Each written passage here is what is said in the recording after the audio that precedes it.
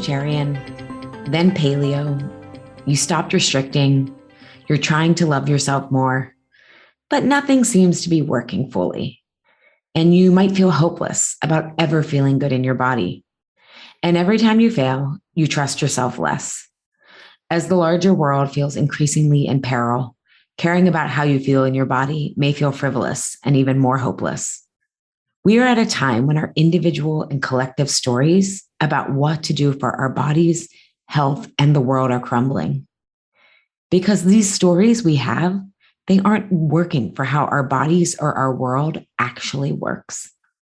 And I believe centering our bodies, all bodies, not just thin, white, or quote, good bodies, and what all of our bodies need to thrive will help orient us in a better direction.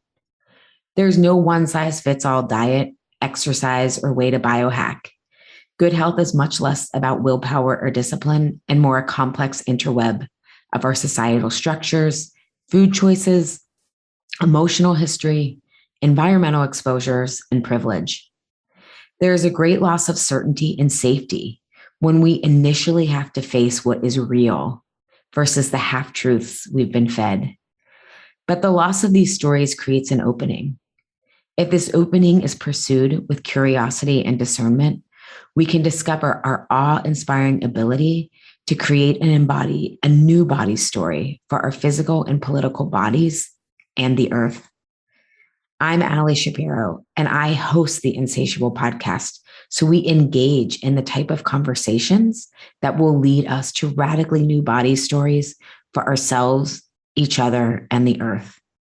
To do that, we discuss a more truthful approach to freedom from cravings, emotional eating, binging, and being all or nothing. We explore the hidden aspects of fighting our food, our weight, and our bodies, and dive deep into nutrition and behavioral change science and true whole health. But fair warning, this is not your parents' healthcare or the conspiratorial crazy of the wellness world. This is a big rebel gathering to those who want to hold nuance, context, and complexity in order to lead the way to a healthier future for all, because our lust for life is truly insatiable. Hello, everybody. It's been a while, like a year and a half since I did the last Insatiable season of Sugar Rehab. And so much has changed in my world, specifically becoming a parent, struggling with insomnia, going through menopause. And then we have the external world with COVID, the undeniable reality of our climate crisis. Just all of this, it feels like a lifetime ago since I got behind the mic. But before I get to today's episode, a few housekeeping items, a personal update, and then we'll get to the first episode. So this season, episodes will be released every other Wednesday. I'm learning to slow down, and this is one way this is showing up. So expect a new episode every other Wednesday instead of every week. I will be returning to my IG lives the weeks the podcast doesn't come out to discuss whatever questions you have from the episodes. I have so many DM conversations, email conversations with you all about the podcast, and I want us to have them so that everyone else can learn from them. So once you hear the podcast episode, DM me your questions on Instagram at Ali M. Shapiro. That's ALIMSHAPIRO. And the Wednesday that a podcast doesn't come out, I will be doing a live to answer your questions. So this comes out September 29th. I'll do an Instagram live October the 6th. And then the 13th, another episode. And then the 20th, go in that rhythm. So think of these as kind of after the show. And if you can't attend live, the Instagram live videos will always be in my feed. I'll also be hosting a free workshop in November. So if you're familiar with my work and you want to understand it a little bit more deeply, how it can help you, I'll be hosting that in November. More details on that to come. Got to still pull it together. And lastly, I just wanted to share, I launched my second round of Truth with Food certification. We sold out of that. I'm so excited. We are geeking out on theory because Truth with Food is evidence-based. It's not just like something I came up with. It's actually taken about 14 years to create and iterate. So next year at this time, we'll have so many more people who you can work with who are trained in the Truth with Food process. And the people who have joined all have such amazing backgrounds and their own stories and their own areas of expertise. And I can't wait to see what they do and with it and all the people they're going to be able to help. So if you're interested in getting in certified yourself, the next round will begin in September 2022. That will be here before we know it. But get on my list at alishapiro.com if you're interested on that. And then I just wanted to give you a little bit of a personal update. A lot of what I've been learning that can help you with your own food, body, and health choices, I'll be sharing throughout the season because I am relearning and learning a lot. Sometimes I feel like life is like, let's give you as many health challenges as possible so that you can figure them out. And because you're persistent and stubborn and have the capacity to do so financially and privilege wise, time wise, so you can help other people because it's been a lot of body stuff the past couple of years. But right now, I am feeling such relief and joy after these 2 really challenging years. Carlos and I have really turned a corner with becoming parents. Essa is coming up on 2 years old at the end of October. He started sleeping through the night consistently this August, which is huge. You heard that right, at 21 months. I'm so glad I didn't know it would take this long, especially because I'm someone who cannot not sleep. He wasn't waking up like a newborn or a baby for that long, but we didn't feel confident in his sleep as he'd often be up for several hours a night, even after doing a gentle version of sleep training around 9 months. The sleep training definitely improved things, but it also fell off the rails, especially March through July. And so we are experiencing a massive improvement in quality of life. From August till the date of this recording, which is the end of September, he's only woken up one night and it was on the full moon in August. And we joked he was howling at the moon, but it was a quick, he got back to sleep within an hour. So I was like, this is nothing. So that's just been a massive improvement in our quality of life. He's also in daycare full time, which feels like a miracle. I just love daycare. And there's a lot of research that shows about the benefits of daycare, but it's also just, it works for our family. I know everyone's different, but we freaking love daycare. He loves it. Part of what was so hard was we were just really struggling to find childcare. And that was largely from COVID. And I'm lucky that we all had COVID in February because the research on natural immunity is highly encouraging and he handled COVID really well. He oddly slept great through his COVID fever, go figure. And COVID disrupted his life and sleep less than all the sickness he was bringing home from when daycare first started. So we feel really confident about him being in daycare right now, even with the Delta variant and whatever other variants come through. And so having kids is so vulnerable and COVID just adds this other layer. So if you're a parent with a little one going back to school amongst all this chaos, my heart is with you. I wanted to share a great resource I've relied on to navigate COVID because the media, I'm going to sound like the political affiliation I don't want to sound like, but the mainstream media has really sensationalized a lot. But then I see, especially in the white wellness world, them reducing COVID to just being about taking care of yourself and eating well. And that's not true either. So I just find Dr. Elise Song, who you can find at healthykids_happykids on Instagram, to be amazing. I'm not affiliated with her or anything. I read all her articles. I attended her COVID vaccine webinar back in March when it first came out. And she is just giving you the evidence-based, she says, facts over fears about how to take care of your kids at this time. So if you're worried about that for your children or just how to build their immunity, some people are predicting it's going to be a bad flu season. Pediatricians are saying it might be a bad RSV virus season, even though most kids will be okay with that virus. But she's just all about supporting you to build your immune resiliency for kids. I just find it really hard to find someone who isn't using COVID these days to build their business by creating extreme narratives on either side. I can see what they're doing psychologically to people. Okay, here's how you know where you belong. Here's your beliefs. And it's all sensationalized and extreme and oversimplified, but she's not doing that. She's just she's treating us like adults and giving us the information.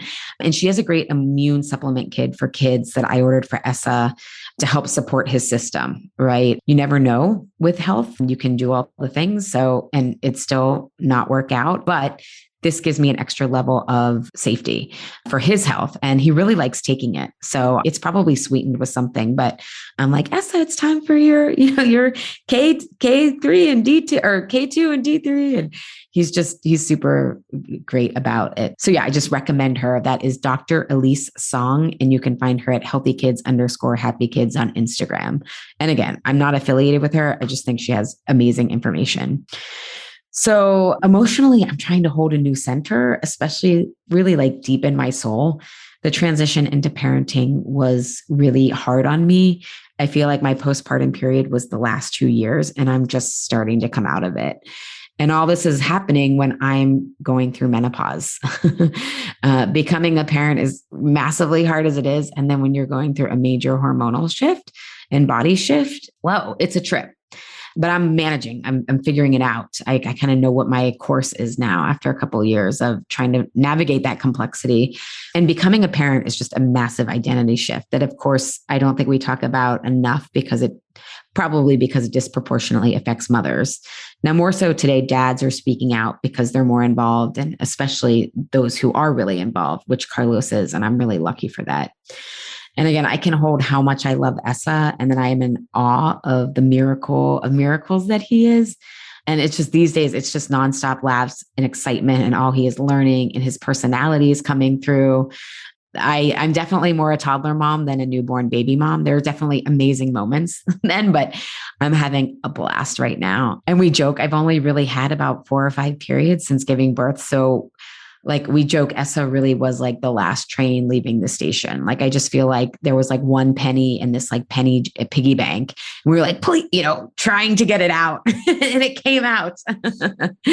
And having him is one of the best things I've ever done. And I have also felt so much loss because of parenthood. I had a pretty sweet life going on before, and obviously it's very sweet now. But the transition, there was a lot of loss on top of becoming a parent in a pandemic. And again, navigating through all of this while basically being in menopause and going through the change of menopause is quite a trip. And I've had so much body stuff. Like I said, not only do you have to recover from childbirth, pregnancy, then I had insomnia. My breast milk never came in, which was absolutely devastating to me. I had plantar fasciitis. We all had COVID. I got really sick in June of 2020 when Essa had just turned about 7.5 months. I have no idea what it was. I thought it was COVID. COVID was easier than whatever I had. Still don't know what it was, but I hadn't been that sicker since I had been on chemo. And then, still having so much of my pregnancy weight, injuring myself while trying to work out. That's just like the body stuff. And I think like many of you, I've just had a lot of intense challenges physically and emotionally the past couple of years. And a lot of new questions I'm asking myself around what changes need to be made. So there's been so much to grapple with for all of us, and loss is just everywhere. I know COVID alone has caused a loss for all of us, right? And then life just keeps marching on. And while we haven't all had equal losses, we must still individually reckon with our losses if we want to grow and make meaningful changes. What I found to be true in my life is that if I don't face the loss and how it can make me more healthy, resilient, and whole, it will eat away at me. It used to make my eating out of control, and now it usually leads to burnout. But in both situations, it's always trying to avoid the uncertainty of navigating what is true versus what I thought to be true or wanted to be true. For example, when I was done with my cancer treatments almost 30 years ago, I thought that to be a strong survivor, it was best to just move on. And I actually believed I could if I just focused on being grateful that I survived. And that was a really important piece. And grief and loss stays with us. And for many of us, if we don't metabolize the energy of that pain, it gets channeled into our eating, weight loss fantasies, or our health. As a teenager, my exercise became obsessive as I literally and metaphorically ran away from the loss and the deep truth of how vulnerable I truly am and how short life truly is. You can't unknow that after going through a life-threatening illness and perhaps a pandemic. This set the foundation for my out of control eating and made me focus on the eating instead of the root causes for decades. But you can't out eat your pain or fill your loss with food, no matter how much you binge. Loss of any kind often brings up some level of disorientation because life wasn't what we thought it was or would be. And I think COVID has disoriented all of us in some way, especially if you've gone through a major change. like becoming a parent, losing a parent, changing a job, or ending a relationship. And maybe you've done all four, right? And remember, loss doesn't always mean a tangible change. It could be the loss of the way you thought your life would go or how you thought the world worked. I felt a tremendous loss when Trump won the election. I had never been a USA, type of person. I have actually relatively always been critical of the USA, and I love this country, right? It's my home. But I didn't realize the degree of rot, racism, and sexism that informs where I live and how I am unknowingly participating in it. It's been an eye-opening and humbling 5 years since I started my anti-racism work, and it's been freeing to see more of the truth, including there's nothing to show you how much your country hates women than when you become a mother and realize the inadequacy of support for you, even if you have relative privilege like me. I didn't have the privilege of working for an employer and having, paid time off, but that should be something that the government manages, right? So Carlos went back after 2 weeks. I went back after 6 weeks. And I really think that had a detrimental effect on our health. This dovetails with my anti-racism work because as I'm learning more deeply of how much I understood feminism is what Koa Beck in her book calls white feminism, which only focuses on the individual and not the collective care we need for mothers, families, and children. I highly, highly recommend that book. We're at a really unique, the silver lining of everything burning and not working, which we can see nothing is really working out here, is that we have a really unique chance to change family and medical leave policy. And we need to call our Congress people and get involved in that. At least I think we do. Again, that's my part in this. So how we reorient from loss depends on what we are willing to face, including our role in the loss if applicable. And by applicable, something like losing a parent involves loss, but there isn't necessarily anything to own. But in the example of Trump getting elected, I had to own my own part in participating in this racist system I didn't know I was participating in, for example, and commit to anti-racism change for myself and the collective. So facing loss and owning our part is a really important part of us becoming healthy adults, especially today when we need capable, creative, resilient people who have the stamina to lead us with better questions and more creative answers. This will help us make better choices and have more satisfaction moving forward. And now is an interesting time to consider what we really need and want, because for so many of us, our habits changed dramatically during COVID. Maybe we order our groceries from Amazon now, or we work out at home or not at all, or we rarely get dressed. Or for some of my clients, they're considering having a baby on their own, or their careers were radically altered, like my client, Serena Ryder, who you will hear about on this season we're going to do a whole episode with her. And she's a literal rock star. And she had her entire life of touring stop, right? For others, my clients, they ended graduate school or they got promoted or they turned down promotions because they really wanted to preserve their quality of life. And they have enough status, they have enough income, right? For right now, right? So I think there's a lot of these self-actualization questions that are happening in various degrees for all of us. Our habits and most likely what feels meaningful has changed so much. And we can either continue on with what we had to default to when it was based on what was forced upon us from quarantine or our past, or we can mindfully consider new choices and changes that will support our bodies and health, including ones that can help us integrate what we've discovered we really want for ourselves and our lives. So if you're new here, you might be thinking this is way deep for a health and wellness podcast, and you are correct.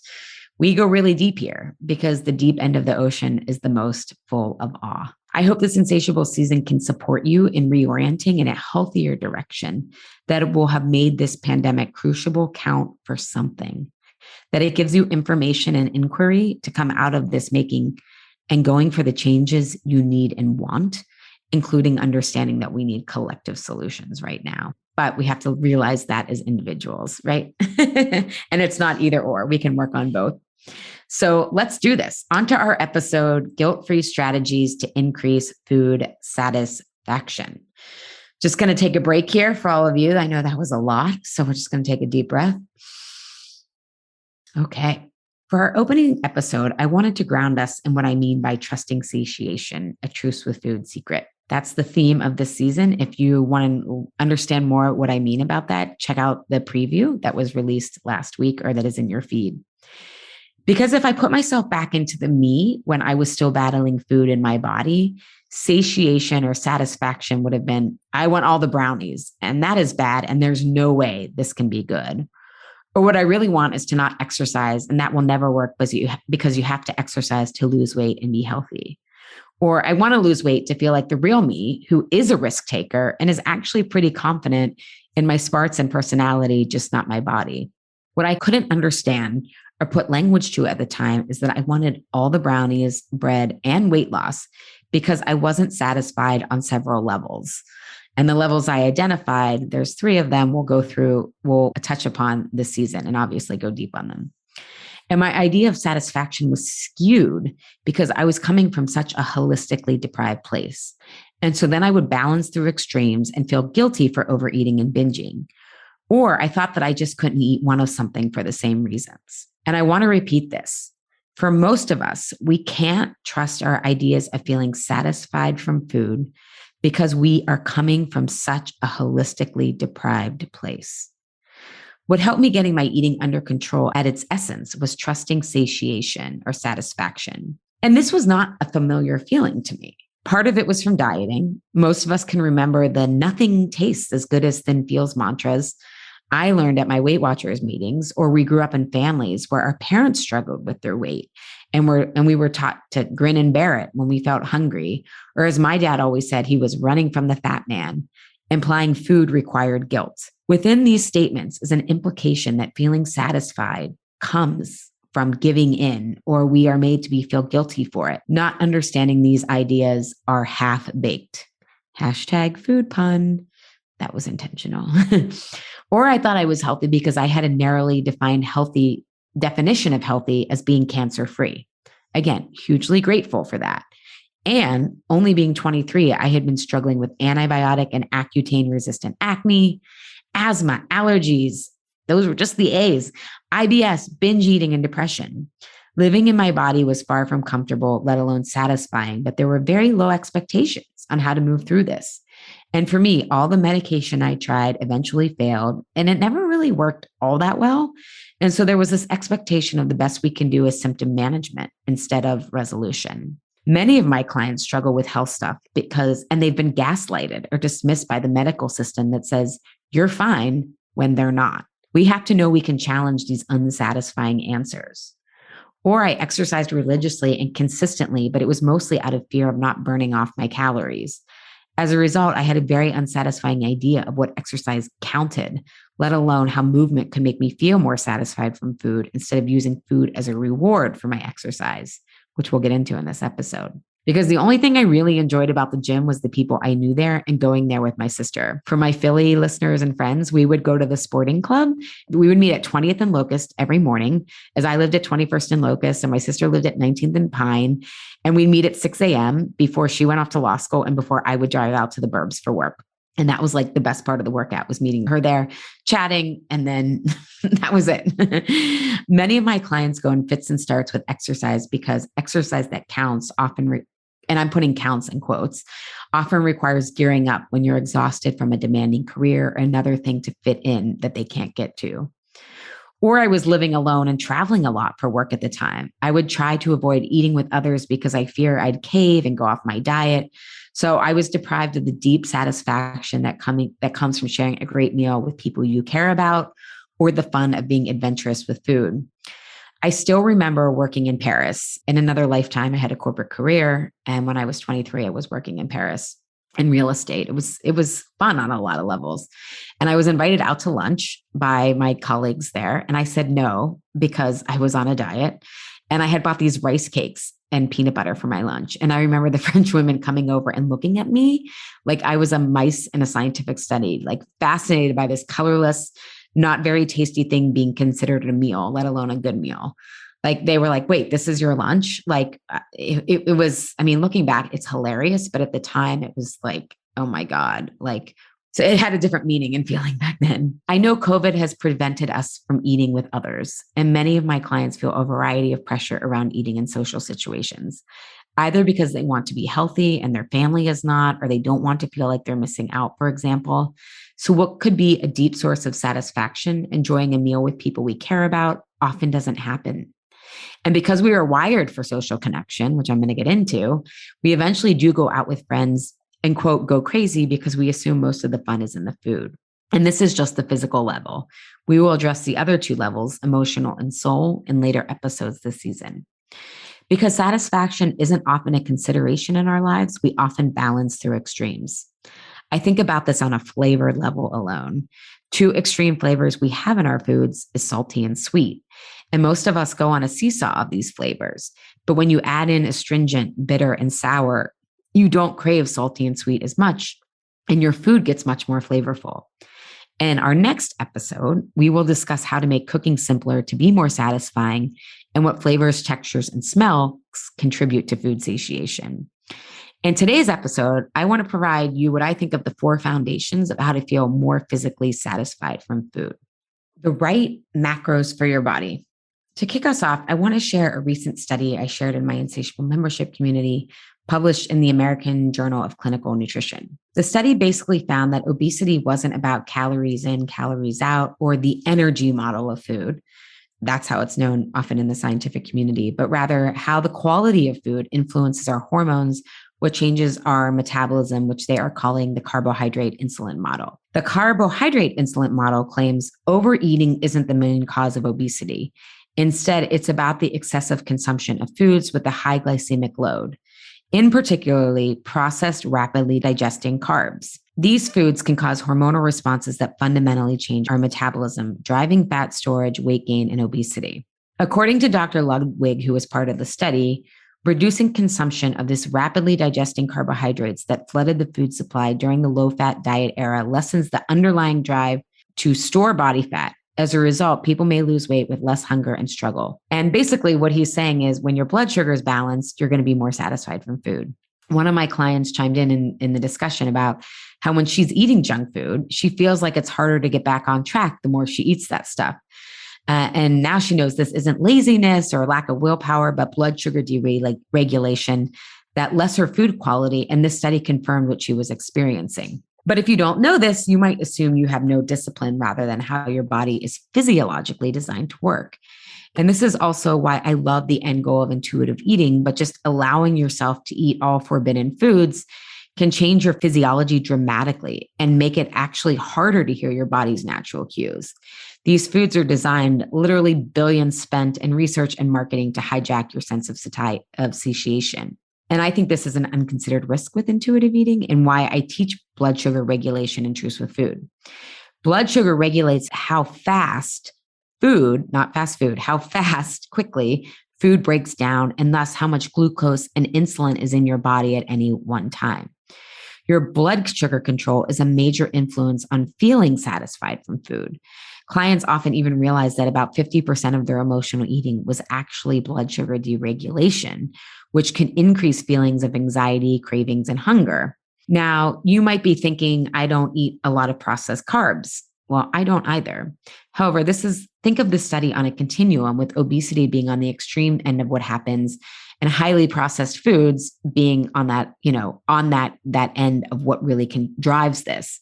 But there's a lot in the middle, right? And I'll be getting into 3 other factors that will influence your blood sugar sensitivity that have nothing to do with food shortly. But what I want you to take away from the study is that it underscores the need to keep your blood sugar balanced and how hard it can be if you don't understand how blood sugar works.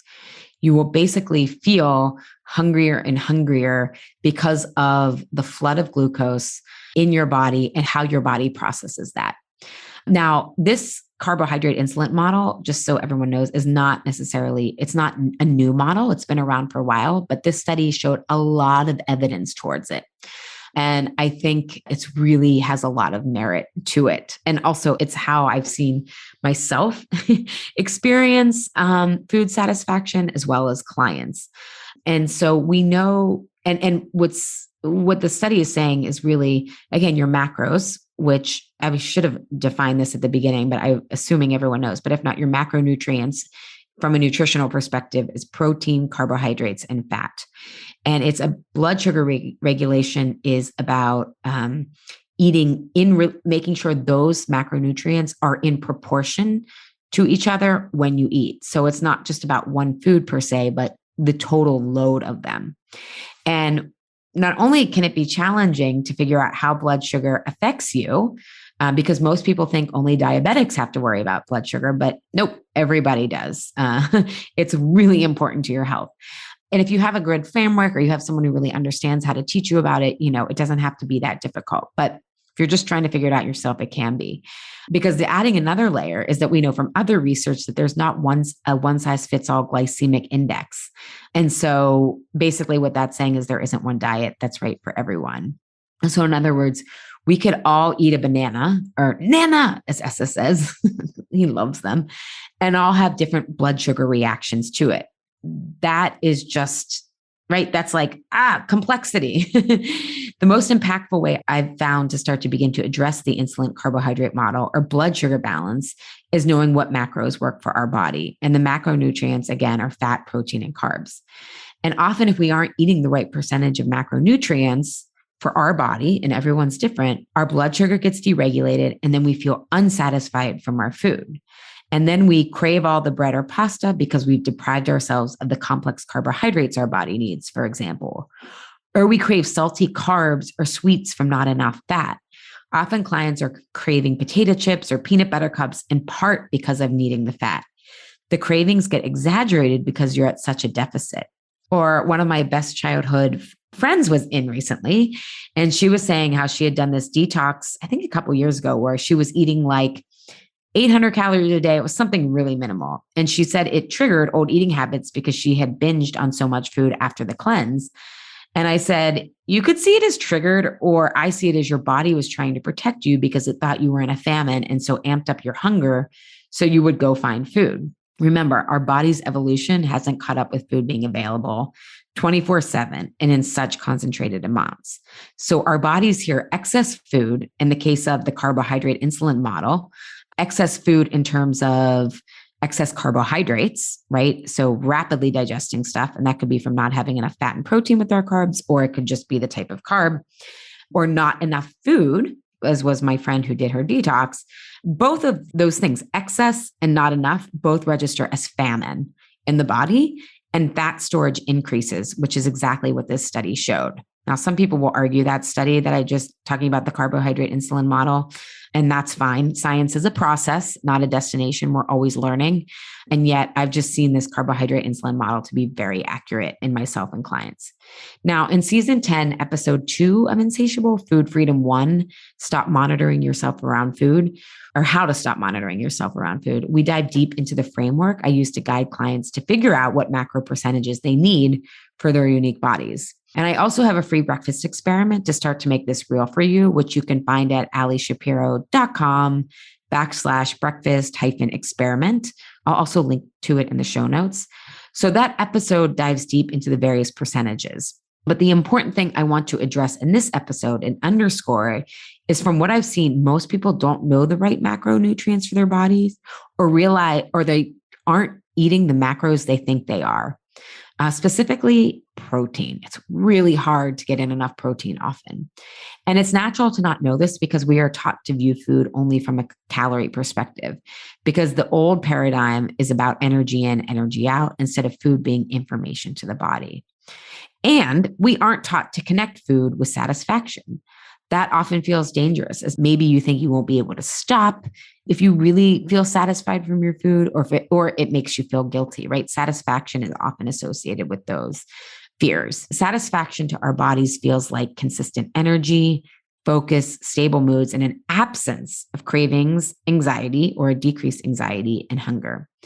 Satiation is not feeling juice cleanse high. I describe it kind of that amazing where you almost feel a high. That's often pure adrenaline and cortisol plus high blood sugar from usually a lot of carbs like juicing in this case, and not eating enough of the right macros. My friend who had done this whole foods detox said, she's like, I felt amazing. And I was like, part of that was the adrenaline and cortisol your body was producing so that you'd go find food, right? So physical satiation to me is a gentle lightness that leaves me feeling grounded. It's a tension of opposites, and it's not so low or full or stuffed you feel dragged down. I want you to think back to a favorite or memorable meal, one where the food was good, the company and atmosphere was great, and you found yourself naturally eating healthfully and moderately. So think back to one of those amazing meals that you had. And I want you to start to locate, where do you feel that satisfaction in your body? What does it feel like? And you may have images, colors, metaphors, which is all language of the body. The body doesn't speak English, or it's not verbal in the way that we identify verbalizing. If you can't describe it in words, that might be another way to know it's totally cool to describe in images, metaphors, or colors. So this is your initial starting point to know what satisfaction feels like in your body when you're eating the right foods for you. When we don't know how to eat to feel this, we can get very confused and overwhelmed listening to experts like trainers who are probably experts at fitness, but often not nutrition, or New York Times bestselling diet book authors. I'll let you in on a little secret. I don't know if this is true for diet authors, but some people buy their own books, and lots of them, to get on the New York Times bestseller list. Okay. I learned about that and was disillusioned with that. Okay. Moving on. That's a tangent. There is a learning curve at first. So my point being is, just because it's on the New York Times bestseller list under the health section doesn't mean it's quality science. There is a learning curve at first to figuring it out for your body, but over time you develop a confidence in your body's cues and signals. And I know it's politically correct to tell people not to monitor these foods today, that's diet culture. And this can lead to hypervigilance, especially if you're doing this like connected to weight loss only. And if you're in that space, I get it. Again, this is where knowing where you are in your food journey is really important. What's your part to own? If tracking doesn't feel helpful to you, honor that. That's cool. And if you start and it's just making you crazy, you can also stop. However, if like me, you found that the more you ate whatever you wanted, the initial monitoring of the macros and connecting it to how you feel instead of weight loss often leads to less monitoring in the long run, as you develop an intuitive sense of what works for you and your blood sugar. And this is another unpopular truth, but intuitive eating isn't as natural as it sounds. When I was battling my food and body, it took me a while to develop an intuitive sense that I actually needed more of a paleo diet. I had so many cravings and I was tired and moody, and I didn't even believe I could feel an absence of these things. So I didn't even know to connect that, hey, would you have less cravings, right? It was just like, was I being good or bad and under my calories?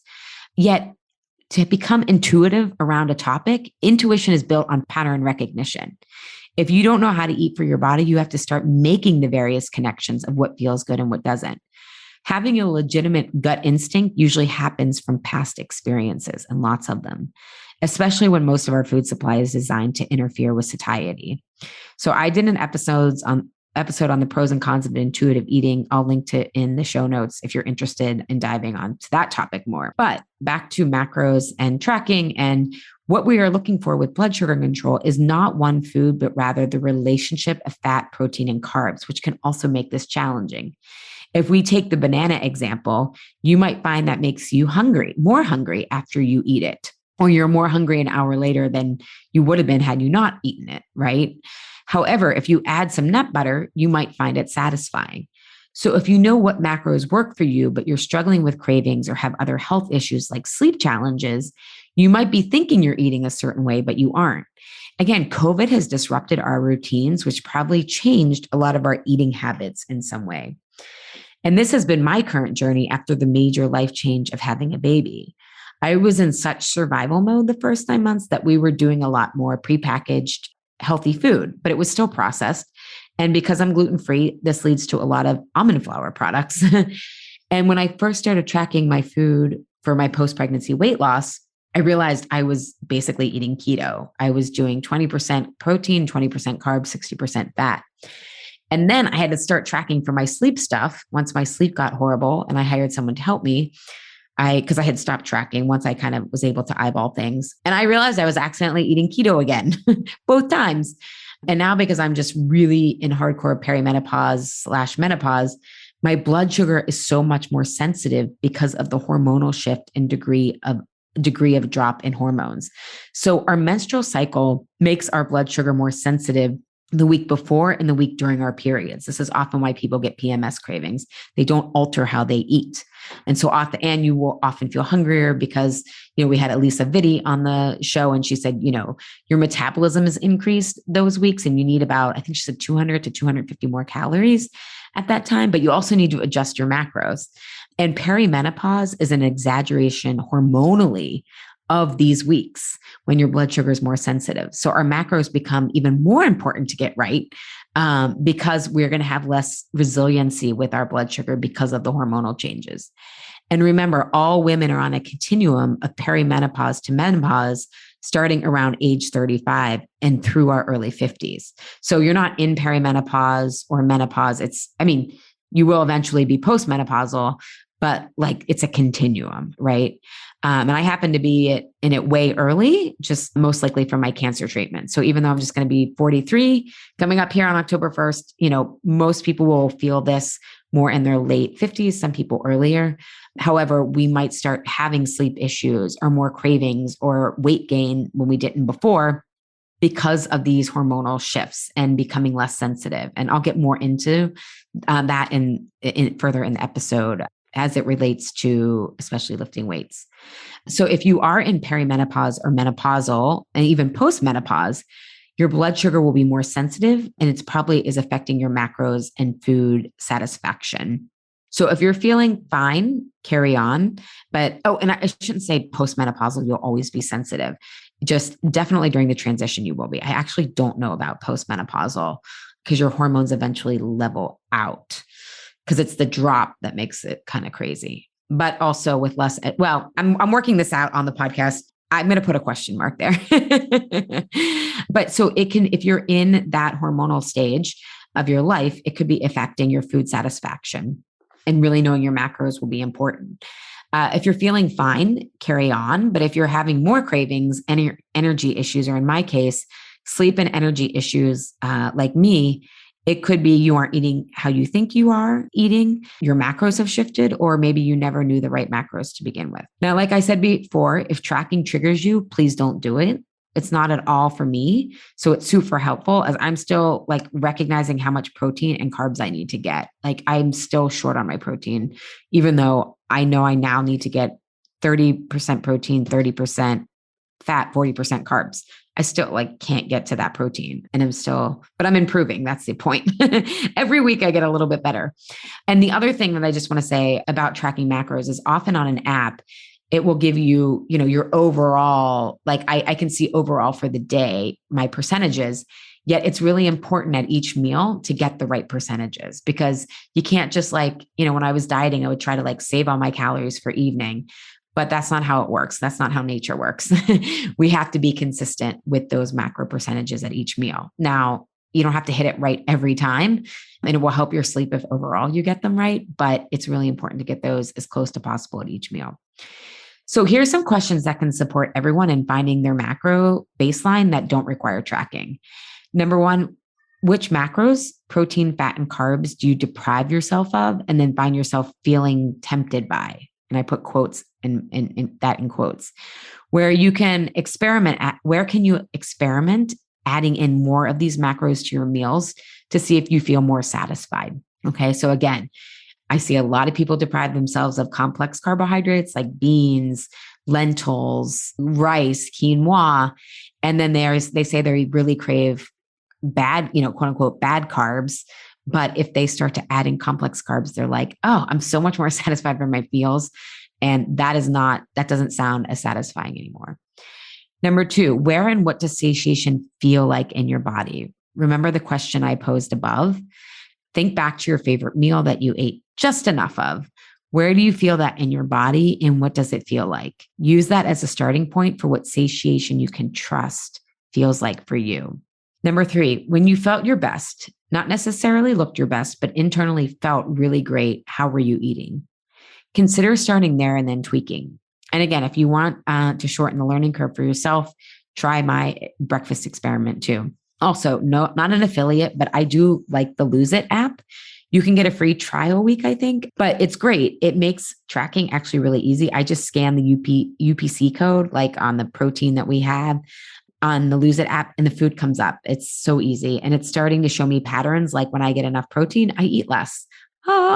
Right. It reconfirms for me that I need to figure out this protein situation because I am trying to lose more of my pregnancy weight. I'm about 1/3 of the way there, but still have 2/3 to go. And so getting the right macronutrients has a major influence on our food satisfaction. Again, in episode 2, we'll get into how textures, aromas, and smells affect our satisfaction from food. But this episode, if you don't get your macros, it's going to be a lot harder. All right. Second foundation is sleep.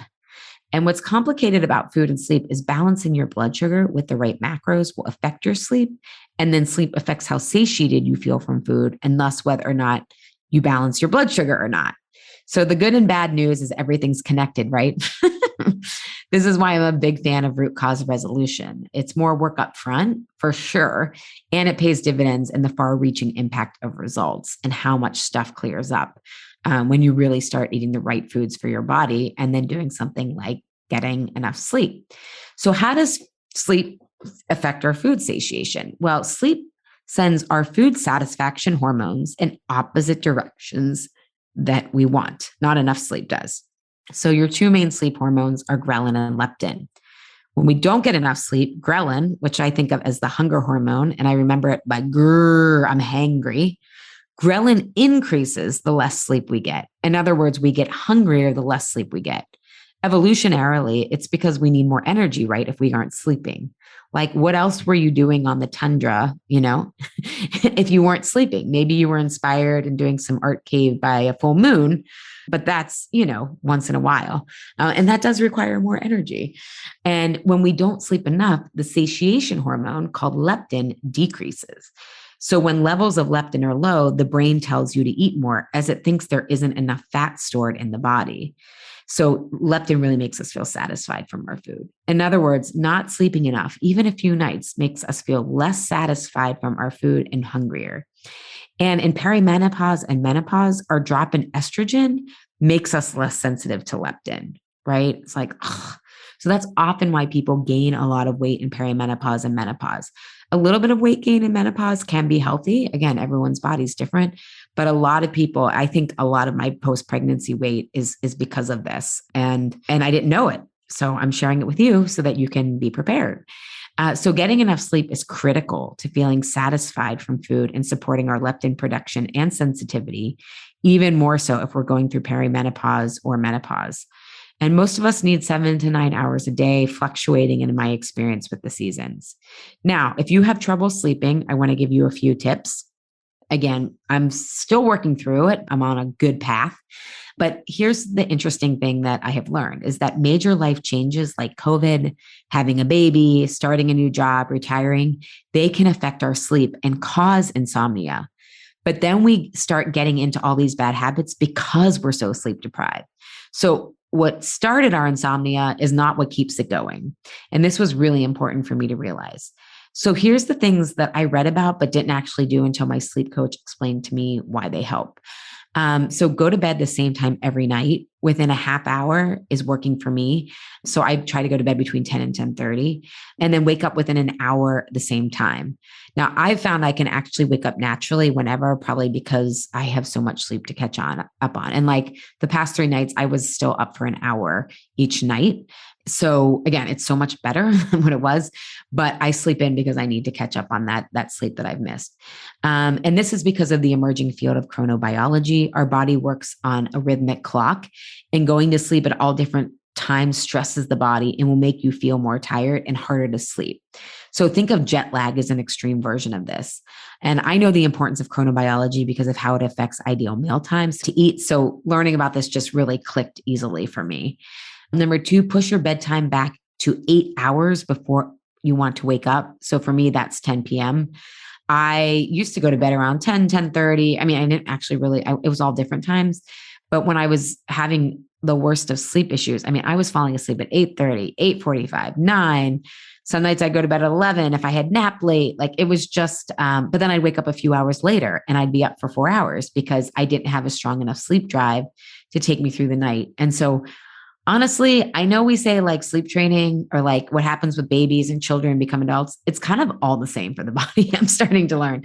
So it's exactly like learning how to support a baby to sleep through the night. We have to make sure our sleep drive is strong enough. So my body thought like I was napping from 9 to 11 or 9 to 12 a.m. So push your bedtime back to 8 hours before you want to wake up. And if you're having insomnia, the first week I did this, I mean, I could barely stay up. I was like struggling. I was splashing water on my face. Like I was so tired because I was coming off just like a week of barely sleeping. And then Essa had an all-nighter that night. Feels like a lifetime ago, but I can just still go back there. So it can be hard that first week, but then your body, again, will get into that rhythm. The third thing, don't nap past 3 p.m. and only for 30 minutes or around 7 hours before your bedtime is when your nap should end. Again, adults are just like babies and toddlers. We need to build our sleep drive. So I would be so tired and I might have like clients all day. And so I would try to nap at like 6 when I knew Carlos could watch Essa. And that was just totally sabotaging me because I didn't have enough of a sleep drive. I thought I was catching up on sleep and I was desperate, but really don't nap more than 7 hours before you want to go to bed and for only 30 minutes. Number 4, keep temperatures under 70 degrees. Cold temperatures help your body produce more melatonin. I didn't know that. And that's really an easy change. It was a little bit more difficult, which is why I didn't focus on it because Essa's room is the coldest and we felt like we were freezing him out, but we had an old air conditioning unit from when we were renting and we just put that in and that has really helped keep the room cooler. Number 5, get morning sunlight. It helps with melatonin regulation. I've been doing this since Trump got elected and my sleep first started getting pretty bad. Number 6, get out of bed if in bed longer than 15 minutes when you wake up. And this is try to only associate the bedroom with sleep and sex. And again, I had heard this before, but this is more of the science is connecting stimulus and response and making your body know bedroom equals sleep instead of tossing and turning in anxiety. So I sometimes don't get out of bed for an hour if I'm up and it still helps. I can feel a difference as I used to go in my bedroom and feel like, oh, Jesus, how is tonight going to go? And I just would feel anxious and it didn't feel like a relaxing place. And now I feel much safer and more relaxed there. Number 7, for me, I need to eat a snack before bed to stabilize my blood sugar. And I actually had to do this in pregnancy and it seems like it's still needed. So I do some protein plus fat plus complex carbs. Right now I'm doing some organic turkey breast, a few nuts and grapes. Not everyone will need this. And we've all heard, don't eat 3 hours before bed. And context and nuance means there are never absolutes for any dietary or body advice. The nights I've tried to skip this because I'm super lazy, I wake up. And if you're in perimenopause and you find yourself waking up in the middle of the night hungry, all of a sudden you may need to do it too. You might not. And if you're waking up hungry in the middle of the night, try it and see if it helps. Number 8, take more breaks throughout the day so you are unwinding your body and mind instead of thinking you can go from like 100 to 0. I assume because my life is quite intentional and consciously chosen, meaning like I love my routine. I love my son. I love my work. Carlos and I get along great. I love him. I just assume like I'm not stressed. I'm not going, but my life is nonstop, right? I think a lot of us, like I did not feel this way when I didn't have a child, but now it's just like, get up, get Essa, get breakfast, walk to daycare, right? Work out, eat, go get Essa, play with Essa, eat dinner, get him to bed, get ready for the next day. It all begins again. Get the lunches ready, right? Even my sense of time is speeding up. It's totally bananas. But I'm trying to take more breaks throughout the day so that I don't feel so wound up. And that includes in my body. Number 9, I don't check my phone after 7 p.m. And if I do, I turn on the red light on my iPhone. You can control how much red or blue light is on your screen. And I make sure it's all reds because blue light is what keeps you up. My sleep coach told me not to watch any screens an hour before bed, but that's the only time Carlos and I can watch TV. Essa goes to bed at like 9. I wear blue blocking glasses for when, like the same ones I use on my computer. And that seems to be working for me most of the times because when I am waking up, it's really about still that bedtime snack and a gut infection that my lab work showed. So there's also a lot of gut stuff. You make the majority of your melatonin in your gut. You make the majority of your serotonin in your gut. And it's too much of a tangent for this episode. But if you're curious, I can talk about how the lab work I did with my sleep coach, what I'm learning about how gut infections are affecting my sleep and how this is, just all connected. Again, good news and bad news. But I can talk about that on the IG Live next Wednesday if anyone's interested. So let me know. But maybe it's not interesting to people, but I'm just fascinated at how the gut microbiome continues to influence all of our health in so many ways. And I bring this up because many of us develop different sleep habits during COVID, and it's really important to return to some sleep foundations for food and life satisfaction. Okay, next foundation, relationships. So do you remember when I asked you to remember your favorite meal and who was with you? This is for a couple of different physical reasons. First, when we have people around us, we feel safe to be ourselves. Our social nervous system relaxes and we digest better because you aren't what you eat, you are what you absorb and metabolize. And so when our social nervous system is activated, we will either not digest our food as well or digestion slows a lot and decreasing the felt sense of satisfaction we have. I had one client realize she could eat dairy without any stomach problems when she was with people she loved versus at work. It made her bloated and gave her heartburn. That's pretty neat, right? That's the power of, we can call it stress, but we can also call it the power of the social nervous system. Also, being with other people creates the natural pleasure chemical of oxytocin. So oxytocin is often associated with baby mother bonding or cuddling. You get it from touch. And we need pleasure chemicals like oxytocin, endorphins, and serotonin. And if we don't get these, we will go for more intense pleasure chemicals like dopamine, because again, we're coming from a deficit of pleasure chemicals. And this is what social media, gambling, and processed foods are all about, dopamine hits. And we'll get to that in a second. But think of your body physiologically as having a stress pleasure checkbook. And I'll get more to that in a minute. But we need enough pleasure chemicals so that we don't go for more extreme pleasure chemicals like dopamine. So Stanford University scientists published a study in the journal Science where they found that bursts of oxytocin coincide with positive social interactions, and our brains are overwhelmed with a feeling of reward. So if we relate this to food satisfaction, we will feel more satisfied in our body with eating from great company because of the oxytocin flooding our system. If there's an absence of social satisfaction in our meals in life, we will feel less internally satisfied or uplifted in our bodies. So if you think about all the social satisfaction COVID took away from our lives, part of it was it took away an important source of pleasure chemicals. When I work with clients, they can often connect that portion control is easy when the conversation and company is nourishing. Pleasure chemicals are integral to the body. They are evolutionary because we are social animals and our body is incentivizing us to be with people. Our immune systems get stronger. There's so many downstream effects of being with others. And if we don't get these pleasure chemicals like oxytocin from being with others or from touch or endorphins with exercise, we will find other sources. And where do you think we can easily access those? Junk food. The official scientific term is hyperpalatable foods, sugar, starchy, fatty, and salty foods. Because hyperpalatables hijack our brain's reward system and give us incredible hits of dopamine, a very powerful pleasure chemical. Think of it like eating these foods as a casino win in your body. Dopamine also signals to your brain to take notice of what's happening so you can get more of the things that bring you pleasure. So then you become more aware of these kinds of food and seek them out as dopamine motivates us to seek rewards too. It's sometimes the reason we, quote, look forward to these foods, especially after a stressful day, as your body has an intuitive experience of the pleasure chemicals you need. Stress produces adrenaline and cortisol, which are stress chemicals. So again, if we go back to this checkbook metaphor, the way that I see it is the body pairs stress and pleasure chemicals together so that it's balanced. So the checkbook is balanced. So for example, we feel adrenaline when we're attracted to someone. The body then balances this out with an orgasm and hopefully a child, right?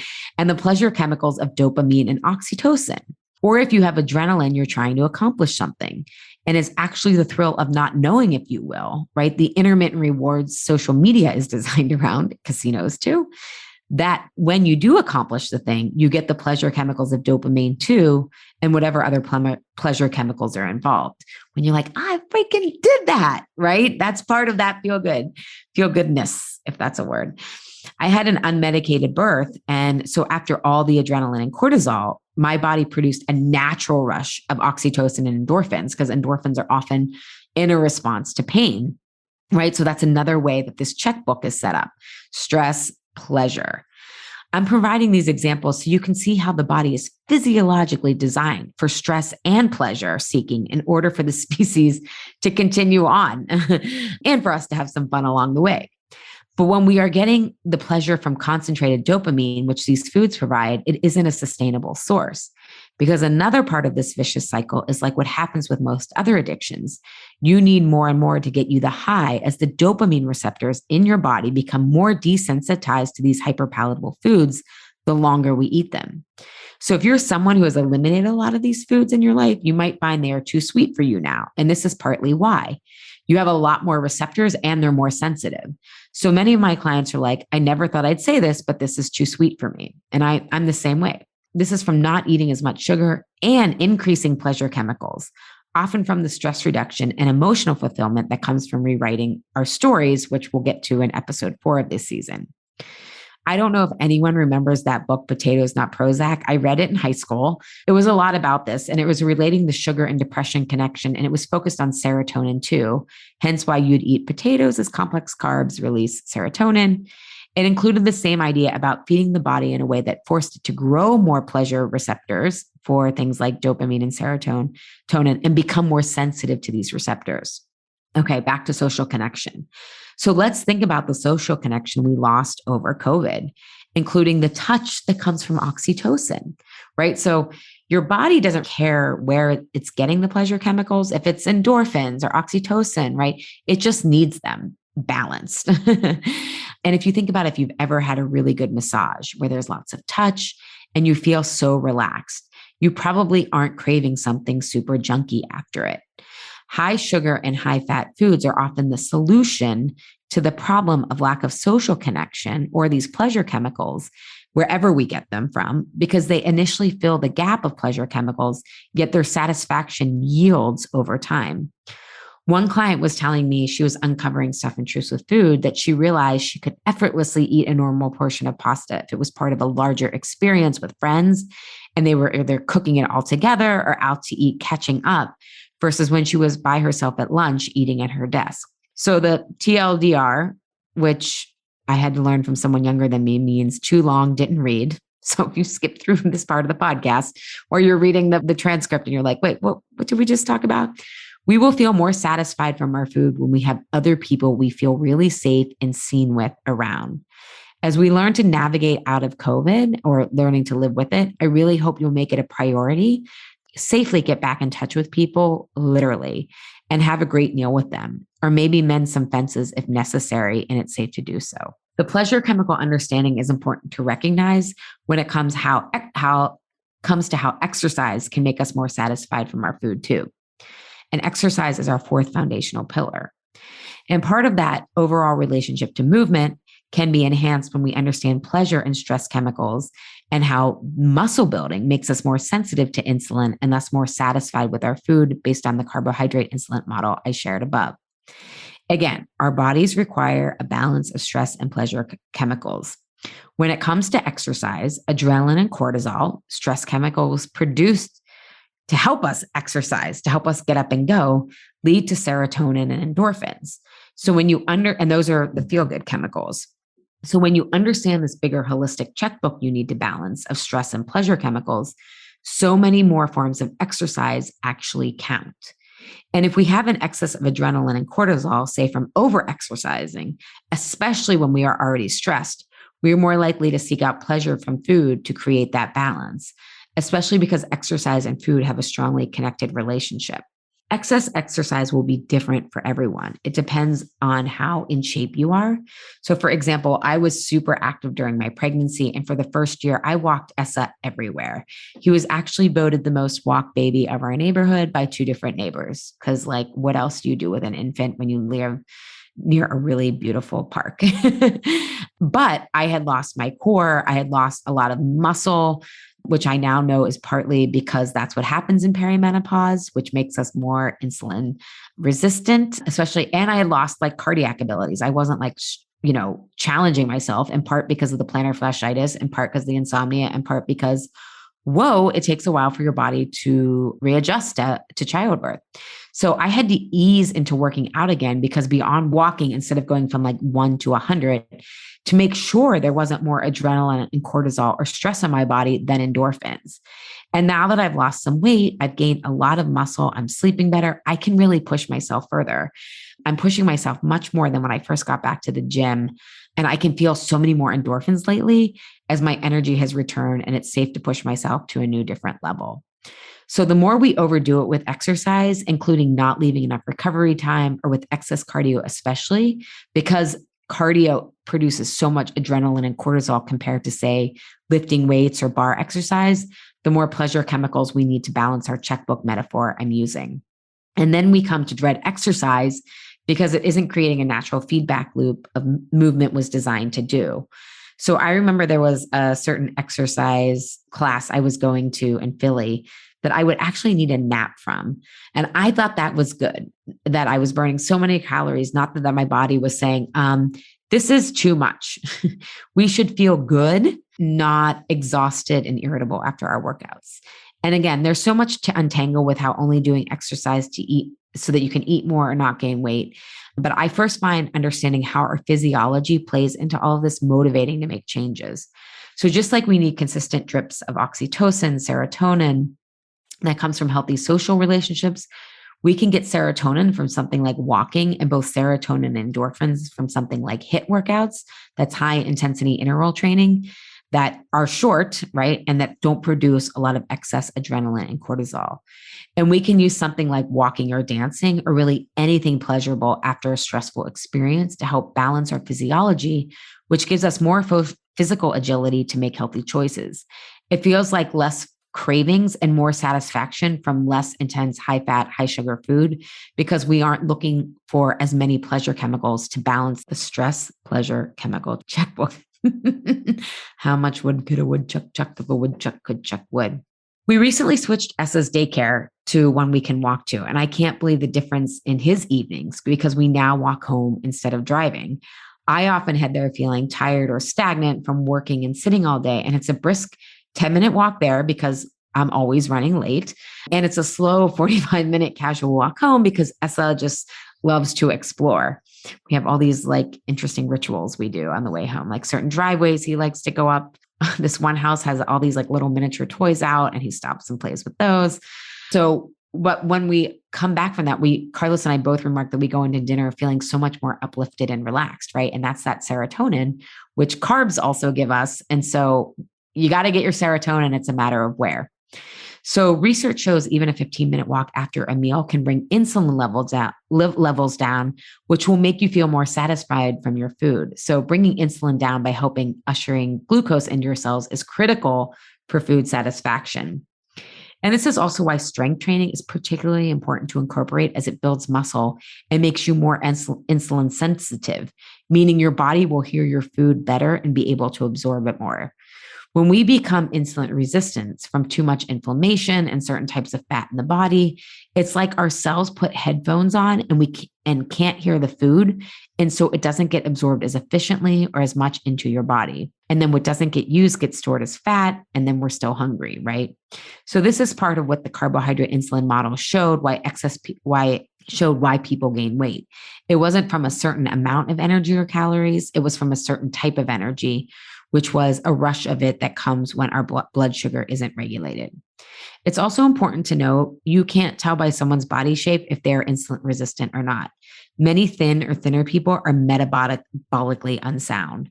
And so please remember that for understanding if you are at risk or not. And given I'm basically in menopause based on my recent lab work with my sleep coach, I can tell you that we women tend to lose a lot of lean body mass in perimenopause and are much more insulin sensitive because of the hormonal changes. So we are normally more insulin sensitive, like I said, the week before and during our period. And the closer we get from 35 to 52-ish, the typical range of perimenopause, the more insulin sensitive will be overall from the change in our hormones. So strength training becomes really critical to feeling more satisfied from your food, so you feel more insulin sensitive and to help with our weight and bone health. So exercise and everyday movement influences how satisfied we feel from our food via the mechanisms above. And if you aren't getting enough exercise, you are missing out on serotonin and endorphins, which you might find yourself turning to food for that lift. So the best way I can tell you to gauge what is the just right amount of exercise is that you should feel energized and up after a workout, not dread and dreading it next time. And your overall exercise week should feel doable. Like I had to drop down to 4 days a week in July because I was so exhausted because I barely slept that month, which is when I hired my sleep coach. I was desperate. And then in August, I started sleeping better. And it took me until a couple of weeks ago to get back to 5 days a week because I just had to catch up on sleep. But 5 days feels really good for me. I used to think I had to do 6 and it had to be long, but I now know like what satiation feels like in my body, even around exercise from that intuitive sense. And so 5 days feels really good. And it's 2 days of boxing, 3 days of strength training. And it feels like really like manageable, not like oppressive. So that's also another way to start to gauge it intuitively. Often our bodies are making intuitive connections, even if we aren't. And then we think we're lazy when our bodies are saying, we need a rest. So COVID really changed how most of us work out. And as we move out into the world again, see what worked for you during quarantine, what you missed, and perhaps what makes sense now that you know more about the body and how exercise influences food satisfaction from this episode. Okay, so a quick recap because this episode feels long. I hope you were able to hang and it was good information and helpful. So we often think what is most satisfying is when we are coming from a place of deprivation. The suggestions I have for you today will help you stay in a happy medium or middle. As I say, moderation is the new radical. Macros, know where you sit on the vegetarian to medium to paleo spectrum. They all have different macro amounts in terms of your macros. And this will help dramatically and is an instant way to increase food satisfaction. I have a breakfast experiment, alishapiro.com/breakfast-experiments. I'll also put it in the show notes here. For sleep, get 7 to 9 hours of sleep to keep ghrelin and leptin balanced in a way you want them to feel a healthy hunger and satisfied from your food.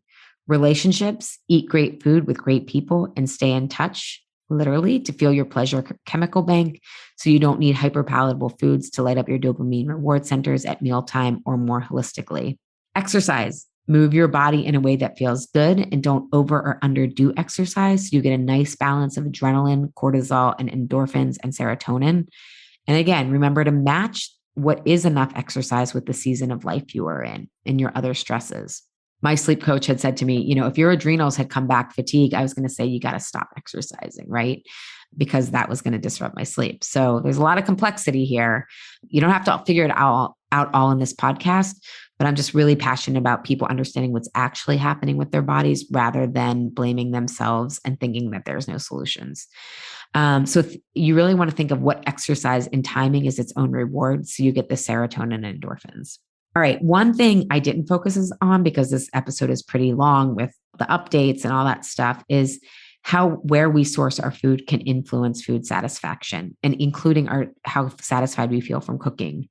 We will touch on this next episode since this was an important inquiry for myself after I found myself leaving Costco with all these packaged snacks for Essa. They were organic and quote healthy yet processed. And I wondered how I ended up buying all this food in a warehouse when I used to love farmers market shopping and now I barely cook. So I'll share how I got back into cooking more enough so that Essa still has some Costco snacks because I'm never going to be that person. And I wish I could be, but I'm not. But he also has more whole food snacks now and I'm cooking more. So we're going to go talk about that in the next episode.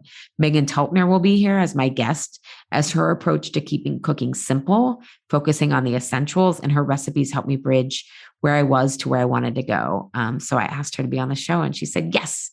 So stay tuned for that episode in 2 weeks. And I just want to thank you for joining me here, especially long-term listeners. I appreciate all your excitement about the season and you staying with me longer than my expected podcasting pause. That was just really honoring what life and my body were asking of me versus my own agenda. And that's kind of what I'm trying to practice the second half of my life. And remember, if you have any questions about the episode, DM me on Instagram at Allie M. Shapiro, Shapiro, and Allie is ALI. And I'll answer them on my IG Live next Wednesday, October 6th. And I think we're going to try a noon time and see how that goes. But it'll be posted on the feed. And if you're on my list, you'll get the official time. And if you can't join me live, remember the recording will be on my feed. All right. Thanks again for joining me. Have a wonderful week. And I'll see you back here again next time. Thank you, health rebels and visionary storytellers, for tuning in today. If you know someone who would benefit from this episode, please share it with them. And remember, we have transcripts of our episodes at allieshapiro.com/podcast for your non-audio friends and family. And if you can, I'd love it if you can leave a review on Apple Podcasts. It helps more people find the show. And both actions, reviewing and sharing with others, helps us change the cultural narrative around food, weight, and our bodies. Thanks for engaging in a different kind of conversation. And remember, always, your body truths are unique, discoverable, profound, and liberating.